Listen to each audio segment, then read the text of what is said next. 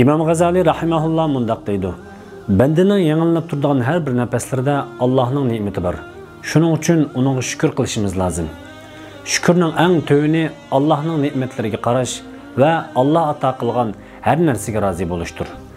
Shukrning tamomi bo'lsa, Allohning bergan eng kichik ne'matlarigami insonning eng zo'r tirishchanlik ko'rsatgan taqdirdami shukr etib bo'lolmaydiganligini qalbi bilan e'tirof qilishdir.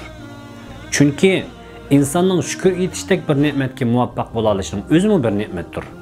Shuning uchun inson har bir qatim shukr etganligiga yana shukr etishi lozim. O'z-o'zingga men boshqalardan yaxshi deb tamanno qo'yishing op-ochiq jahillikdir. Balki sen o'zingdan to'ng kishilarga emas, yuqoridagilarga qarag'in. Mana shuningda sana foyda bor. Agar sen kichik bolani ko'rganingda bu bola Allohga osiy bo'lmaydi, balki men osiy bo'lib qolaman. Aniqki u mendan yaxshiroq ekan degin. Agar sen mo'ysbet, yoshga cho'ngroq birini ko'rganingda bu kishi Allohga mendan ilgari ibodat qilgan. Aniqki u mendan yaxshiroq degin. Agar sen bir olim kishini ko'rsang, bu kishi boshqalarga men berolmaganini beradi. Men yetkazolmaganini yetkazadi. Men bilmaganini biladi. Men qandoqmi uningga o'xshash bo'la olmayman degin. Agar sen bir bilimsiz kishini ko'rsang, bu kishi Allohga bilmaslikdan osiy bo'lib qoladi. Men bo'lsam bilib turib osiy bo'lib qolaman.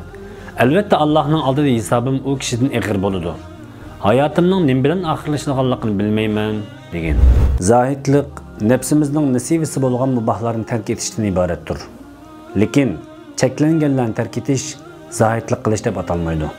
Shuning uchun Ibn Mubarakka "Hey zohid" deyilganda, u kishi Zaid deb Umar ibn Abdulazizni desak bo'ladi. U kishi o'zi kelgan mol dunyoni tark qiladi. Men nimani tark qilaligini zohid bo'ladim deydi. Bilginki, mol dunyoni tark etib, saxiylik bilan boshqalarga ihson qilayotganlar zohid emas, balki bu go'zal odatlardandir. Zohidlik degan mol dunyoni uning ko'zga ilinmaydigan bir narsa ekanligini bilish bilan birga oxiratdagi ne'matlarning qimmatini bilgan holatda tark etishdir. Jannatning go'zalliklarini umid qilib turib, dunyoning zinnatlarini tark etishdir. Shundaqla Alloh taolaning "Azhabtum tayyibatikum fi hayatikumud-dunya" sizlar lazzatlaringlarni hayoti dunyoda bahramand bo'lib tugatdinglar degan so'zga muxotab bo'lishdan qo'rqishdir. Olim ilm elishda aql ko'ziga va sab qalbga tayinish kerak. Boshqalardan anglab olganlarga taqlid bilan emas. Birdan bir taqlid qilinadigan kishi degan so'zlari va tasdiqlar bilan shariat sohibi bo'lgan payg'ambar sallallohu alayhi vasallamdir. Sahabelerge taqlid qilish bo'lsa, sahabelarning payg'ambar alayhisalomdan anglaganlarga qarata bo'ldi.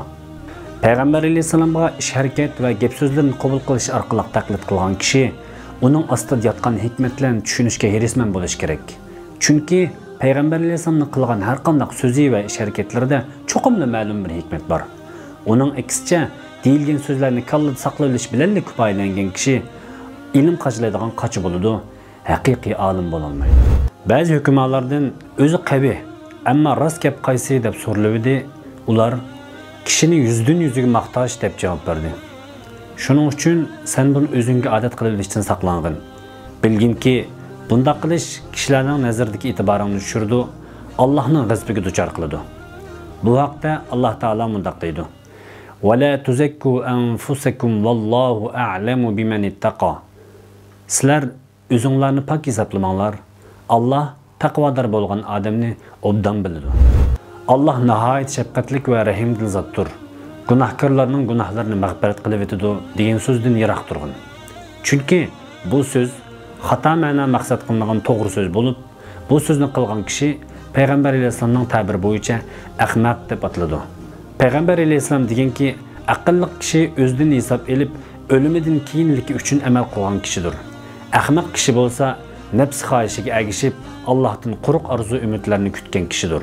Bilginki, amaliyotda bu so'z faqih bo'lishni xohlaydigan, lekin hech qanday ilm o'rganmasdan kunini bekor o'tkazib turib, Alloh nihoyat shafqatli va mehribon zotdir. Mening qalbimni ilm bilan to'ldirishga qodir. Xuddi avliyolarning qalbiga ular ilm o'rganish va o'rganganlarni takror qilishning jafosini tortmasdanla ilmlarni sab qo'yganidek degan kishiga o'xshaydi. Bu so'z yana mol dunyo tepishni xohlaydigan, lekin na tijorat bilan, na dehqonchilik yoki kasb bilan shug'ullanmasdan Alloh nihoyat karamlik zot, Allohning xazinasi mol dunyo bilan to'shaq degan kishiga o'xshaydi.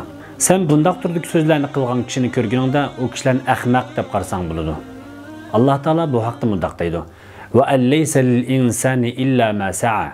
Inson faqat o'zining ishlagan ishining natijasini ko'radi. Hayron qolarliq bir ish. Agar biz mol dunyo topmoqchi bo'lsak, dehqonchilik qilish uchun etizariqning ishlari bilan mashg'ul bo'lamiz. Tijorat qilmoqchi bo'lganlar bo'lsa, har turli mushaqqatlarni tortadi, xatarga tavakkul qiladi. Agar ilm egallamoqchi bo'lsak, ilm o'qish, yodlash, takror qilish deganga o'xshash ishlarning jafosiga chidaymiz. Oddiysi kundalik rizqimizni tepish uchunmi Allohning rizqimizga kepil ekanligiga ishonaman deb uydan chiqmay o'tirib, "Ey Alloh, menga rizq berslar" deb duo qilib o'tirmaymiz. Ammo oxiratdagi abadiy baxt saodat tugamas ne'matlarga erishish uchun bo'lsa, "Ey Alloh, gunohlarimizni mag'firat qilslar, bizga rahim qilslar" deb duo qilib qo'yish bilan qanoatlanamiz. Vaholanki, butun umidimiz va izzat sharafimiz ilkida bo'lgan zot shundoq deb nido qiladi. "Va allaysa lil insani illa ma sa'a." Inson faqat o'zining ishlagan ishining natijasini ko'radi. Ya'ni shuning bilan birga Allohga qilgan ibodatlarimiz va boshqa amallarimizning hammasiga Allohning o'z fazli bilan bergan xolis tavba qilish fursati hamroh bo'lmaganida bizga qoladigani yanada tortgan jafo mushaqqatlarimiz bo'ladi. Shuning uchun qilgan amal ibodatlarimizga har vaqt tavba hamroh qilishimiz kerak.